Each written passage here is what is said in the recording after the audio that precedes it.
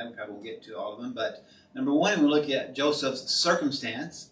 And then secondly, we'll look at his character. And then thirdly, we'll look at his cause. And then fourthly, we'll look at his conquest. Okay? So first of all, Joseph's circumstances.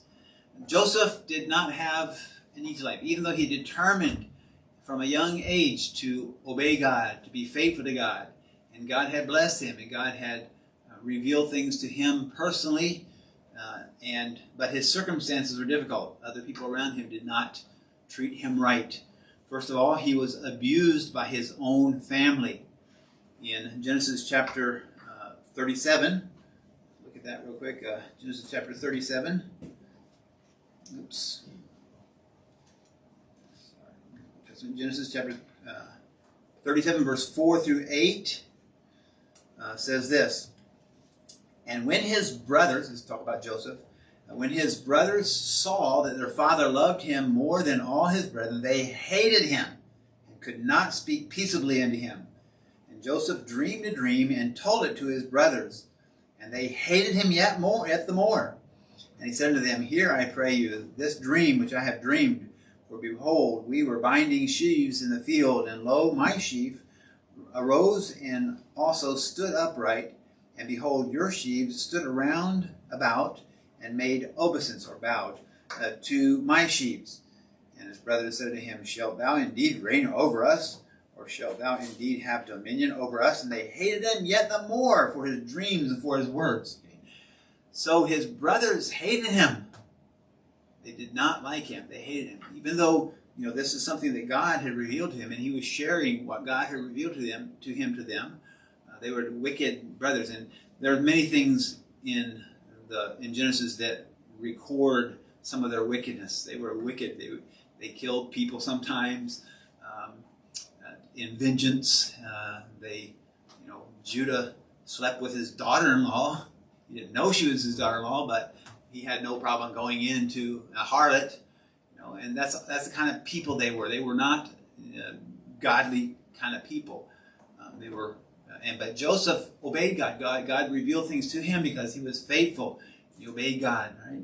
And so, but he was abused by his own brothers, his own family. They hated him, first of all.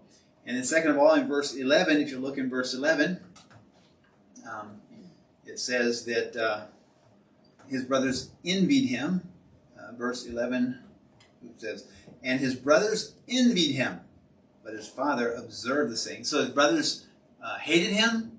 His brothers envied him. They were jealous of him. He was good and they were not. He was trying to do right and they were not. And that probably brought them much conviction. They didn't seem to be convicted by each other, did they? That one brother didn't say to the other brother something. The other brother said, I hate you because you're convicting me of my sin. They're all in it. But Joseph was different. Joseph's life was a conviction to their life. Joseph's life was like sticking a knife in their heart and convicting them of their wickedness because of his righteousness, his good obedience.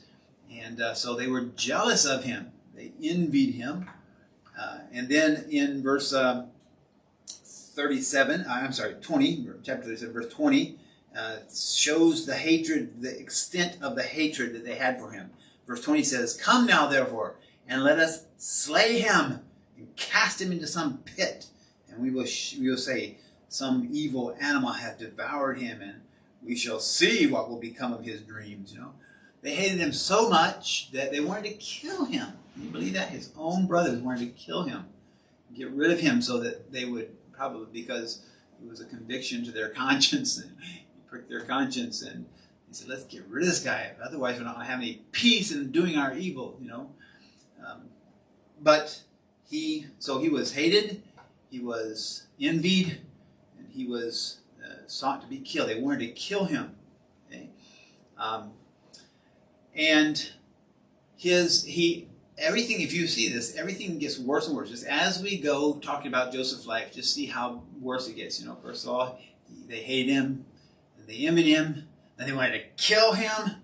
And then in verse 23, it says, And it came to pass, when Joseph was come to his brother, they stripped him out of his coat of many colors that was on him. So they took his liberty from him. They took his liberty from him. He couldn't do whatever. They took everything from him. They were going to take his life from him, but in the meantime, they took everything else from him. They took the coat that he loved his father had given. They took it from him. He wanted that coat, but he couldn't have it because they took it. You know, they took everything from him. They took a lot of things from him. They took his coat from him. And then in verse 24, it says, and they took him and cast him into a pit. And the pit was empty and there was no water in it. You know, so they threw him down into a deep well, a dry well. And so they took his choice of clothing from him. He couldn't wear what he wanted to wear. And then I'm sure he wanted to go home, but they wouldn't let him. They restricted his place. They took his liberty of mobility from him. He couldn't go where he wanted to do. He couldn't do what he wanted to do. They restricted him. So he couldn't wear what he wanted to wear. He couldn't go where he wanted to go. They took those things from him. They stole those things from him. Okay? All right, and then they took his time also. In verse 24, as they cast him in a pit. The pit was empty. There was no water in it. He couldn't do anything. Maybe he wanted to read a book. I don't know. He couldn't do what he wanted to do. He couldn't be where he wanted to be. He couldn't have what he wanted to have. He couldn't be where he wanted to be. He couldn't do what he wanted to do. They stole his time. He had no freedom of time to spend his time in the way he wanted. They took that from him. And then in verse 28, it says, then there passed by Midianite merchantmen, and they drew and lifted up Joseph out of the pit and sold Joseph to the Ishmaelites for 20 pieces of silver. So they took his freedom from him. They sold him as a slave. Joseph wasn't a slave. They had no right to sell him as a slave. They had no right to take his coat. They had no right to restrict his freedom of movement. They had no right to restrict his time. They had no right to that, but they took it. They abused him. Took what was not theirs and they subjected him to their desires, and he couldn't do what he wanted to do. And then they sold him as a slave. He wasn't a slave. He was born free. He wasn't born a slave to anybody, so he was not a slave, but they sold him as a slave. And now he couldn't do anything he wanted. He couldn't go where he wanted to go. He wouldn't do what a slave was owned by his masters, and he had to do what they said, go where he said, sleep where he said. Everything was determined for him. They took all of his liberties away from him. He couldn't determine anything for himself. Okay? So his family abused him. Okay? And they took his choice of livelihood. Maybe he wanted to be a carpenter. I don't know what he wanted to be, but he had no choice except to be whatever his master who bought him told him he was going to do. They took that all from him. They sold him into slavery. And they took his family from him. In chapter 42, in Genesis chapter 42, when Joseph's brothers had finally come down to Egypt, and they didn't know that Joseph was Joseph yet, and they were talking among themselves about him when they were abusing him when he was younger. And verse 21 says, and they said one to another, we are very guilty concerning our brother, who in that we saw the anguish of his soul when he besought us, and we would not hear him. Therefore is this distress come upon us. Okay. This is their confession. Joseph understood what they're saying, but they didn't know that Joseph understood what they were saying, and they were saying, this is a payback. God's giving us payback for what we did to Joseph. Joseph begged us. It says when he besought us, that we saw the anguish of his soul when he besought it. And he said, please don't do this. Let me go back to my father. Please, please. And they go, no, we're not ready. You were going to sell you a slave and you'll never see your father again. That's what they, and now they said, oh, now it's coming back to us, and we're getting this as a result of what we did to him. And they didn't know that Joseph was standing right there and could hear them and understand them. But they realized, they acknowledged that that's what they did was wrong. So they took everything from him. They took him from his family. For all these years that he was down in Egypt, he was apart from his family. He didn't want to be apart from his family, but they took him. They forced him. They separated him from his family. And so many things were taken from Joseph. Okay? His family abused him. His brothers abused him. They did things that were not right to him. They had no right to do those things. They should not have done those things. Those were illegal, immoral things that they did to him. But those things happened to him. Yet, Joseph did not have a vengeful attitude or a bad attitude. He continued to trust the Lord. And herein we see his faith.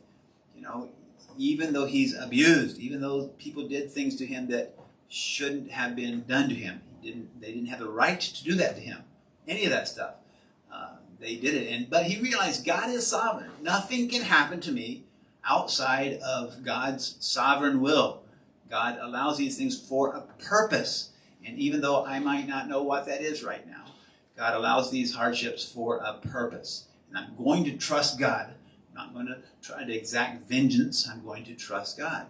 That he has a purpose in this. And God did have a purpose in this, although Joseph didn't know it. Okay? And so Joseph's circumstances were bad.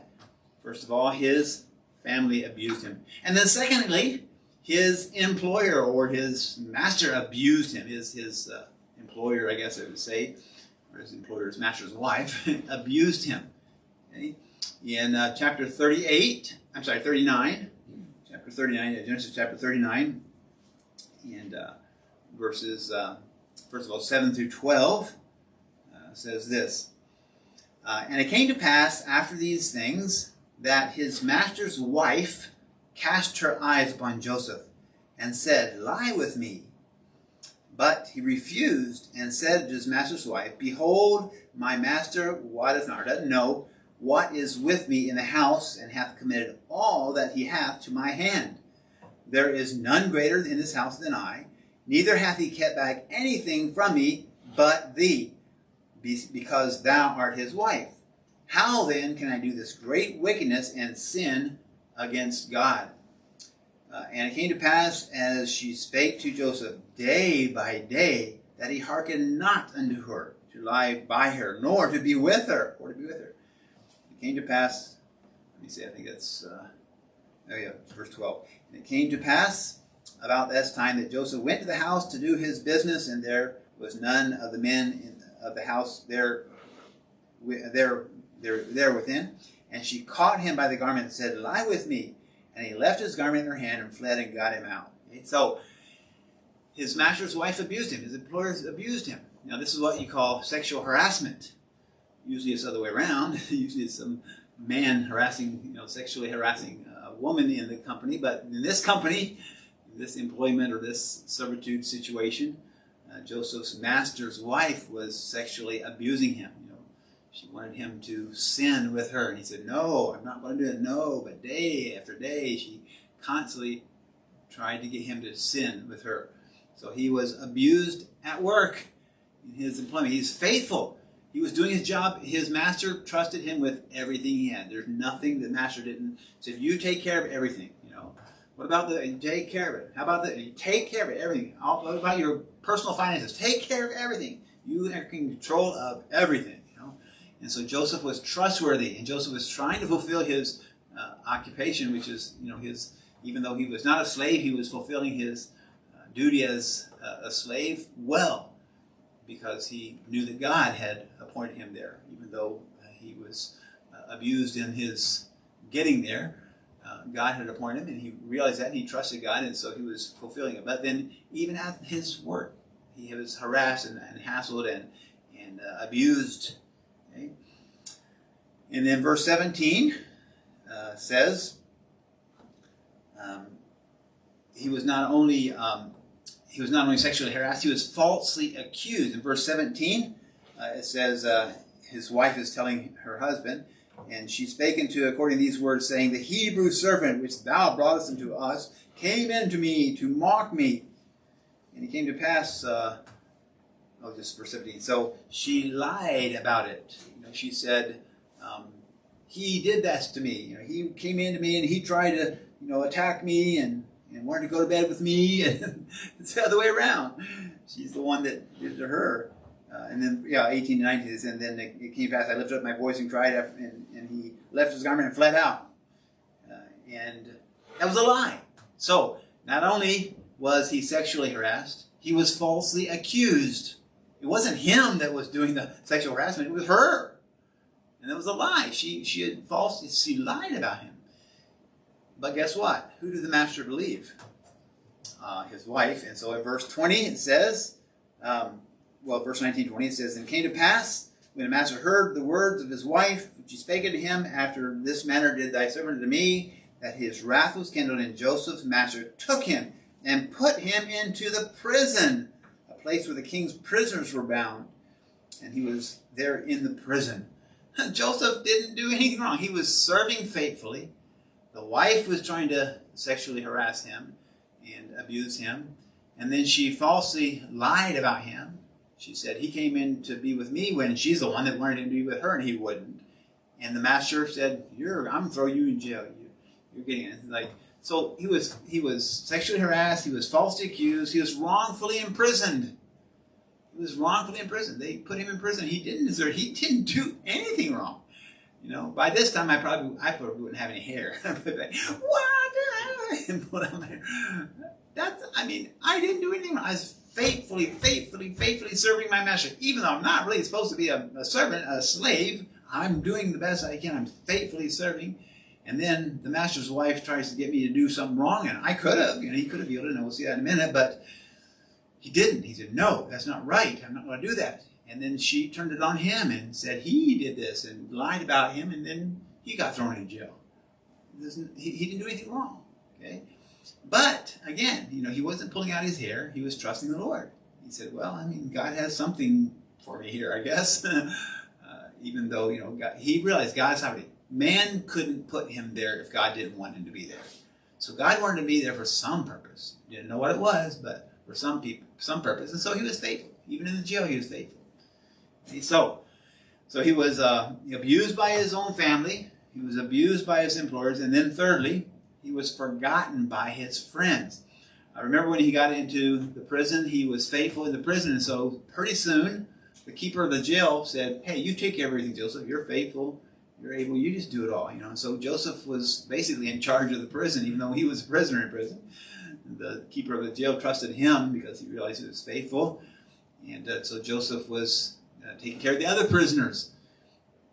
And then, the long story, we don't have time to read the whole thing, but a couple of the king's or Pharaoh's servants upset him, and he threw them in prison. And so in prison, they dreamed a dream, and Joseph said, "Tell me the dream. Maybe I'll be able to help you." And he interpreted the dream for both of them.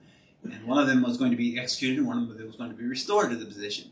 And so to the one who was going to be restored, he said, "When you get out, tell Pharaoh about me, because I'm here. I didn't do anything. I was wrongly accused. I was falsely imprisoned. And so please tell Pharaoh." I will. He said, "I'll tell him as soon as I get out." Well, guess what? As soon as he got out, he didn't. He forgot about him. Okay? And so verse 23, look at verse 23 of chapter 40, verse 23, says this, "Yet did not the chief butler remember Joseph, but forgot him." That was 2 years, okay?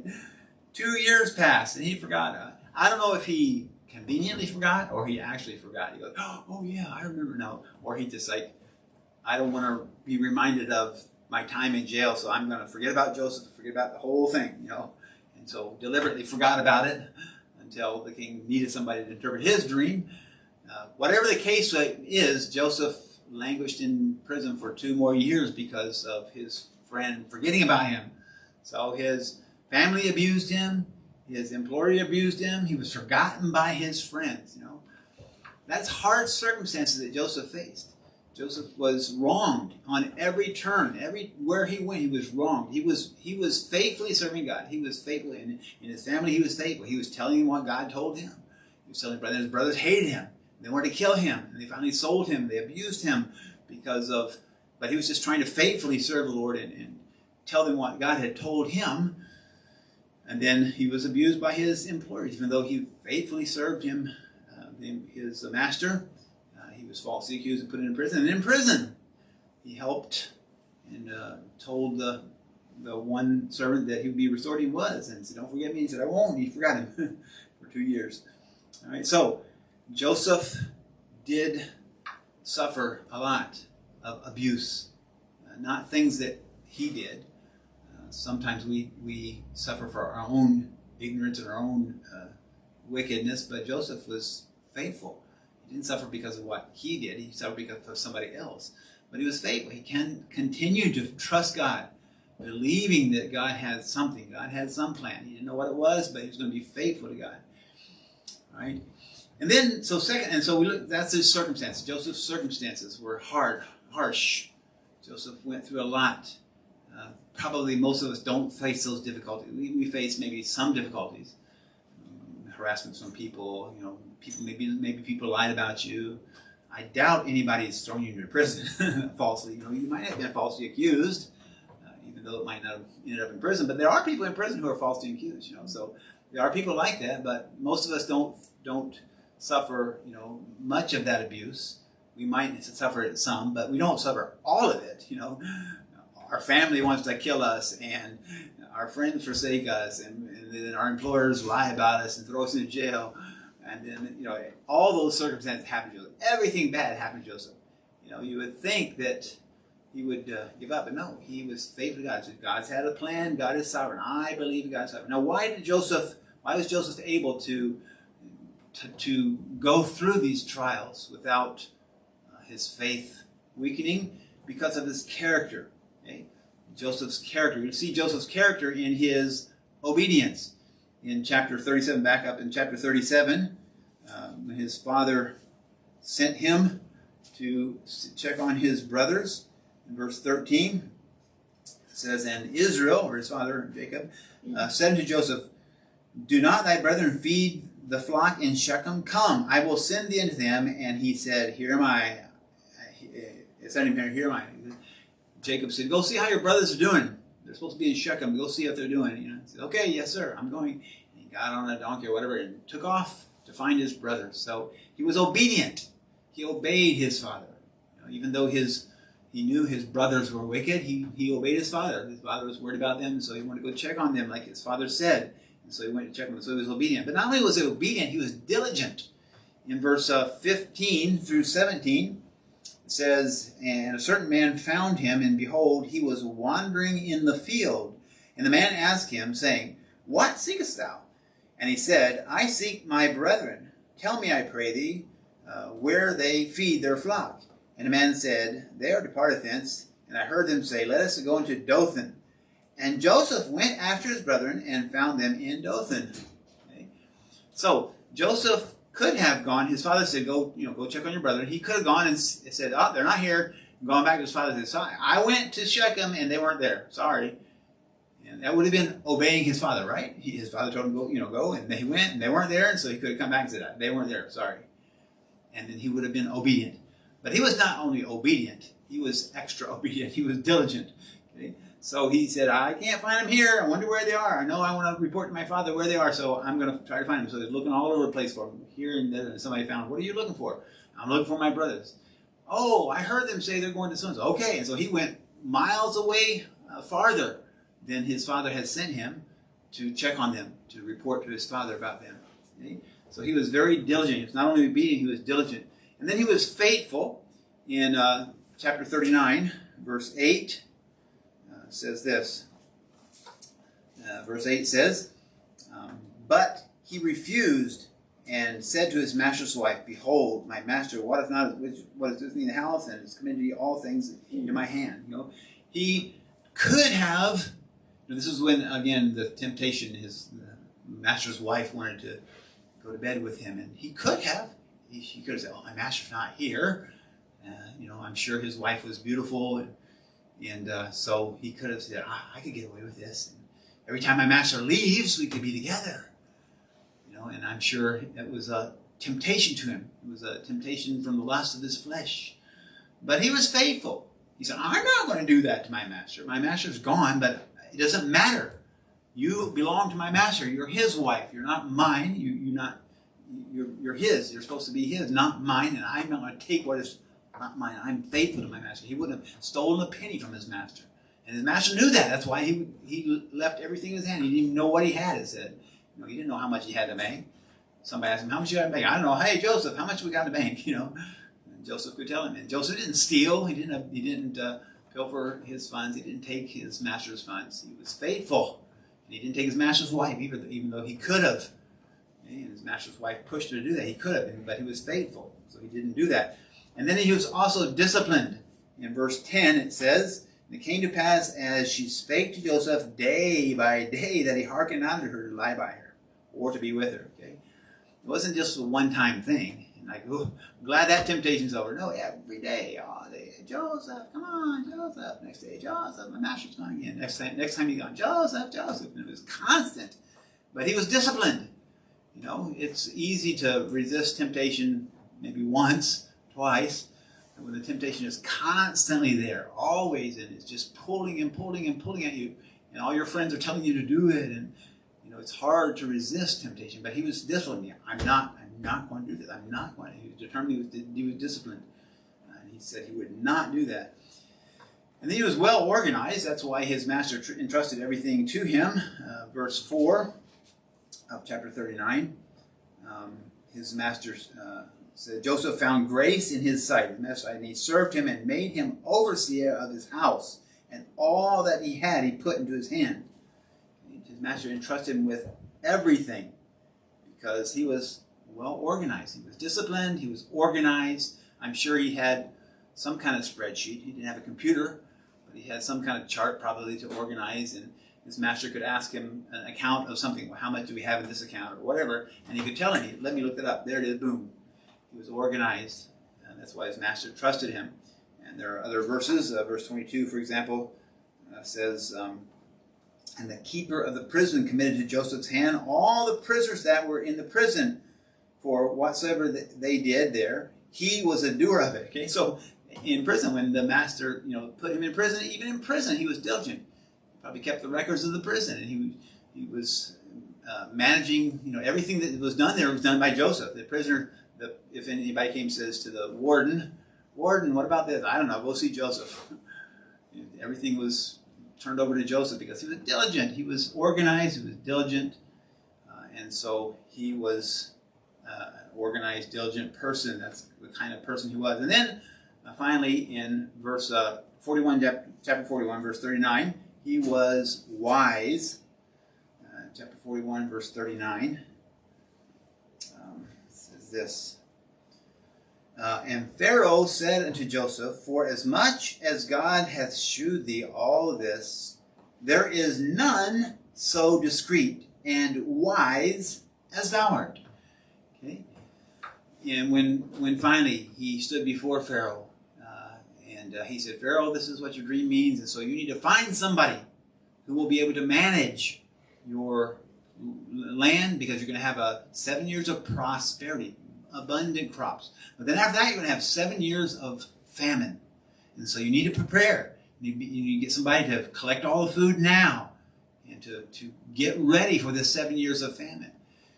And the king says, "Well, you're the wisest man I know. You're wise. You do it," he said.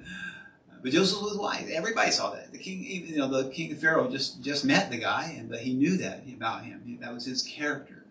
That's who Joseph was. And so we see Joseph's circumstance, and then we see his character. Even though Joseph had horrible circumstances, it didn't affect his character. He trusted God, and he obeyed God, and he said, "God has a plan for my life. I'm going to learn from this. I'm going to be diligent no matter what. I'm going to serve even in a jail. Even when I'm thrown in jail because somebody lied about me, and I'm falsely imprisoned, I'm going to serve God here. I'm going to do right. I'm going to be faithful here." Okay, so that's who Joseph was. And so next week we'll look at his cause and then finally his conquest. He finally got the victory. Okay? So, but let's be like Joseph. Let's learn from Joseph. Let's be faithful. The Bible lists him in the chapter of faith, the hall of faith.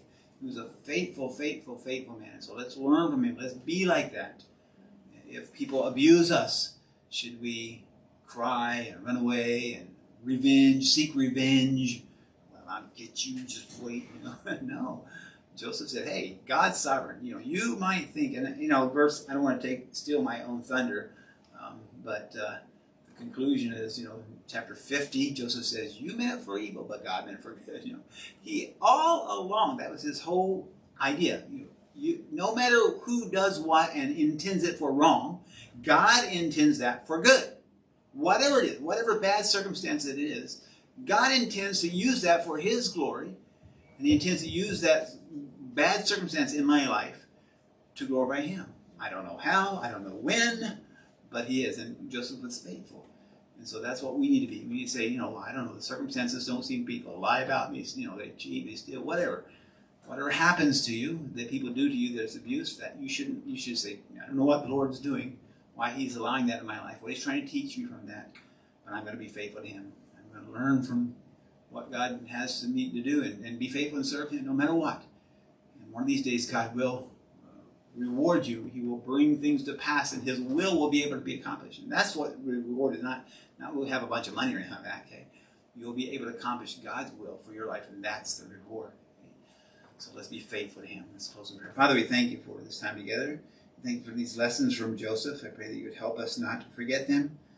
They're an interesting story that we tell our children, but it is not just a story.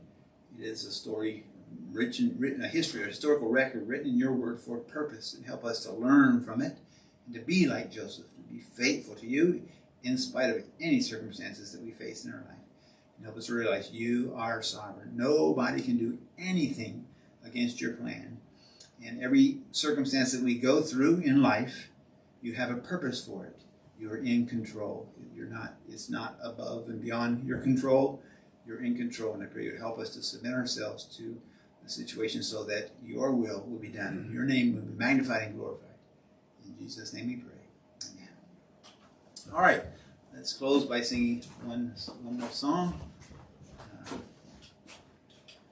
Number 223, Born to Die. We'll just sing the first stanza of that, just the first stanza.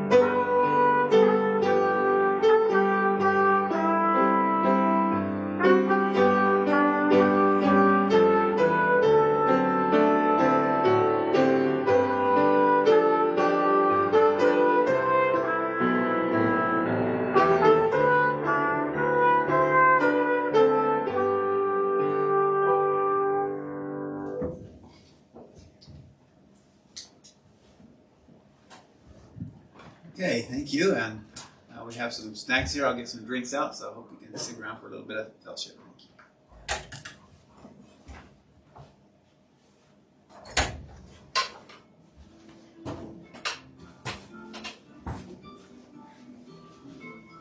It's cold outside. It is cold. It's freezing out there. The wind is. Whoa, yikes.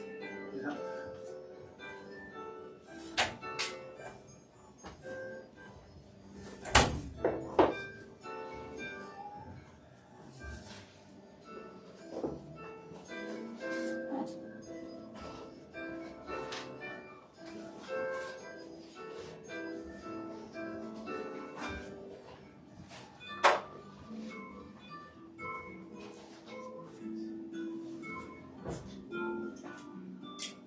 See you all next week.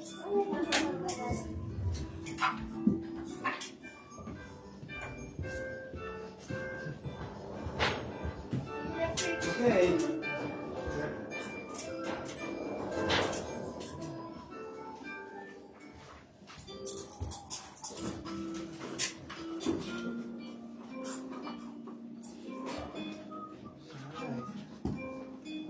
元気ですか I studied a lot.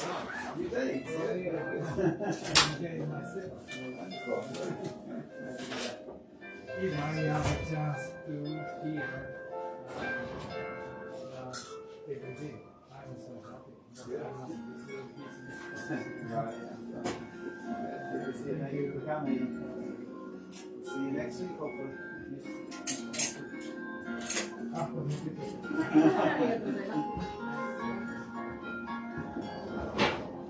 Well, I don't know where everybody was today.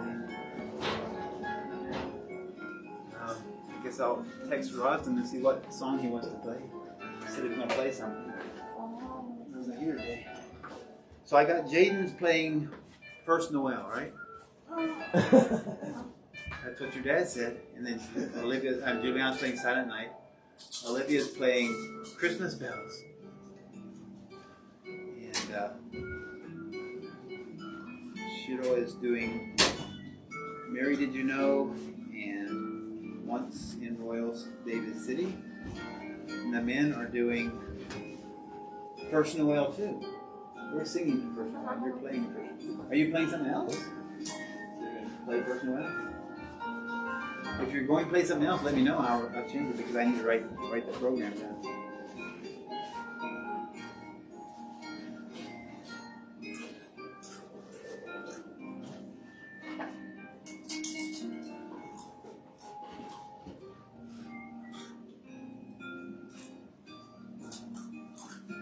Let's see.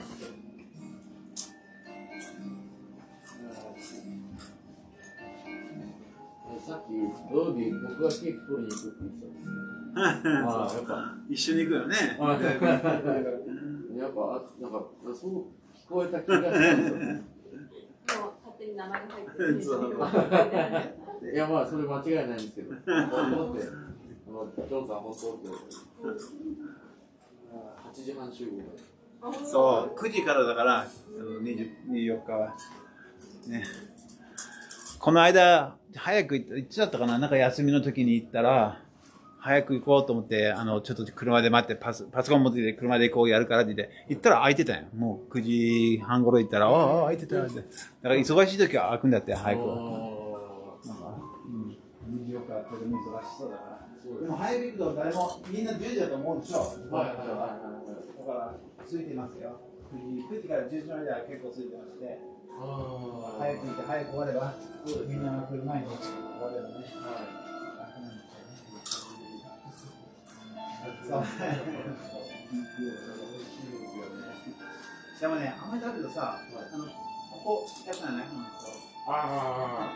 腕がついたね。腕がついた。あとこれ油が多いですよね。でも美味しいですね。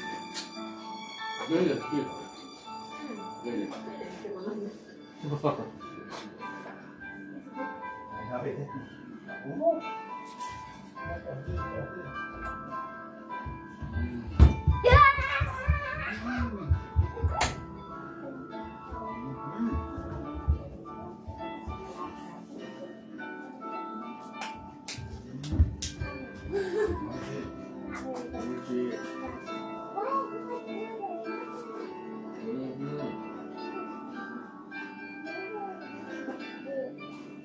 やっぱ甘い食べると後が。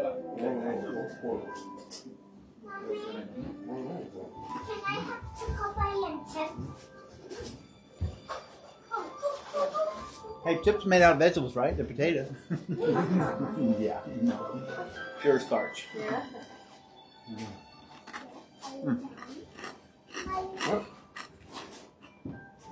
I forgot to turn off. I better forgot to turn off. Can you help me? What's that, baby? Oh, it went off. Can you help It died. Oh.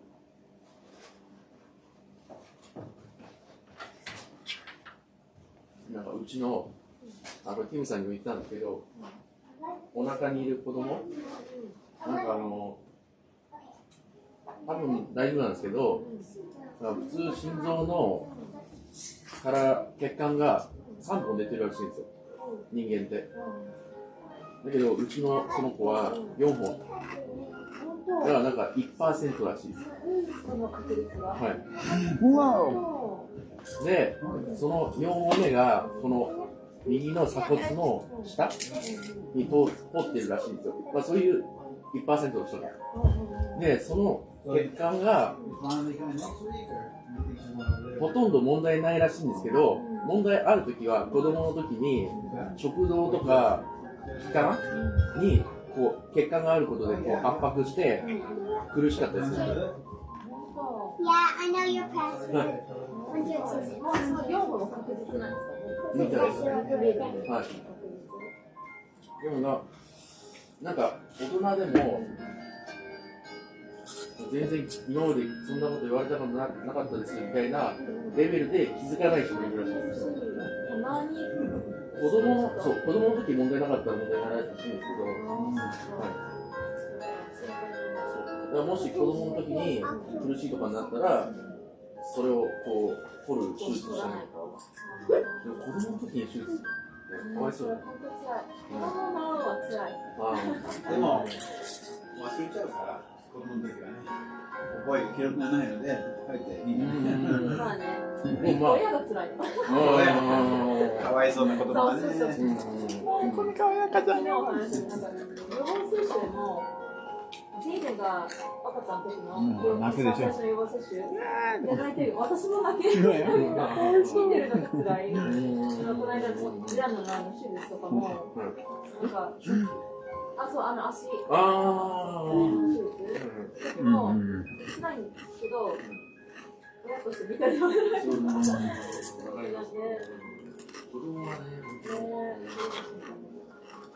Hey, listen. You hear that? Crunch, crunch. I can hear it in my head. Yeah, these are kari kari. What's kari kari in English? Crispy? Carry. Carry, carry.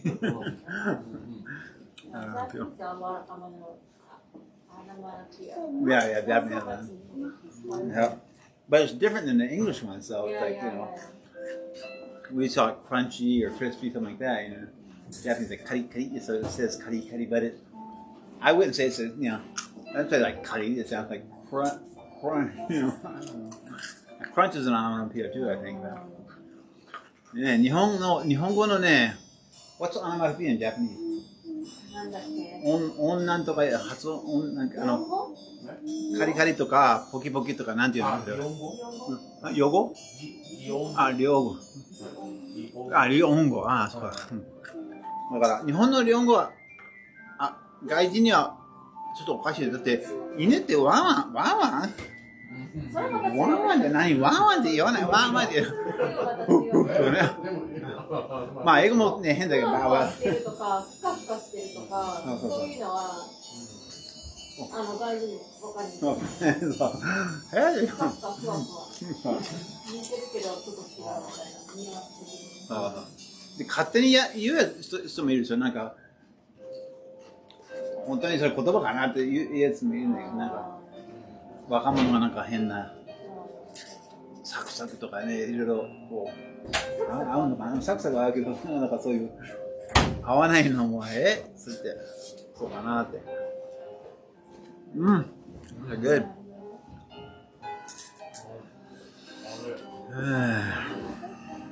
Do you have Shiro? Do you have onomatopoeia in Portuguese? You know onomatopoeias, like boom, pow, whoosh. The sound. Dogs. What do dogs do in Portuguese? In Japanese, huh? Ow wow. We say ow wow. Ow. In English, it's bow wow. In Japanese, it's wan wan. It's like, huh? Probably both. Woof woof. That's not in English though. It's in bow wow. Woof woof. But is that? I thought we said bow wow. I think we say both. Both. Okay. Wolf is a wolf though. Woof woof. Yeah, that sounds more like it, but. Bow wow doesn't sound like. I don't ever saw a dog. Bow wow. Like, oh, look at that dog. It says bow wow. It's like, no. Man, wow. なんでワンワンなの？犬ってワンワン。バワ犬。英語の吠え方はバワ英語でうん。バウワウ。日本語はワンワンでしょ。英語はバワバウワウでも彼にはウォフウォフっていうのもあるでしょ。ウォフウォフ。まあ、それはもっと似てますね。アメリカの犬は種類が違う。あ、でも関係ないけど、犬って。But even cat、日本語はニャオでしょ。英語はミャオ。M、日本はイニャオ。なんかいろいろあります。カエルも何ケロケロ。